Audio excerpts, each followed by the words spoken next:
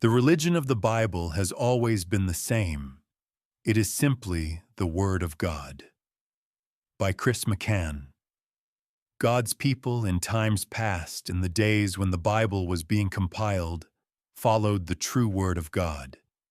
And as the true Word of God for a time established a nation, the Jewish nation of Israel, as the outward representation of the kingdom of heaven on earth, God's people were a part of that nation at that time.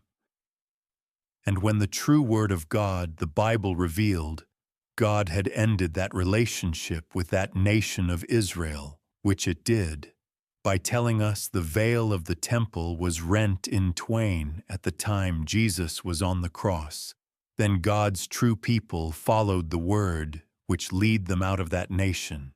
And once again, as the true Word of God, the Bible established a new outward representation of God's kingdom on earth, the New Testament churches.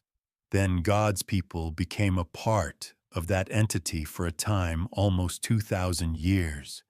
Yet when God's true Word, the Bible, indicated once again that the judgment of God was upon the New Testament churches, just as it had previously been upon the nation of Israel, then God's true people continued to follow the Word of God, the Bible, which directed them to leave the New Testament churches.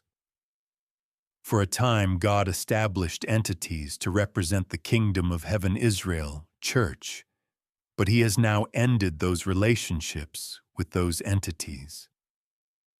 In this time of the end, it is no longer God's plan to deal with people through corporate bodies like the nation of Israel or the New Testament church.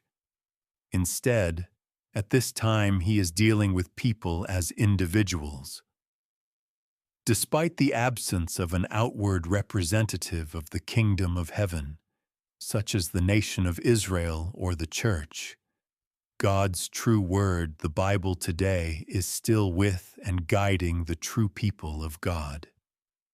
In that regard, nothing has changed.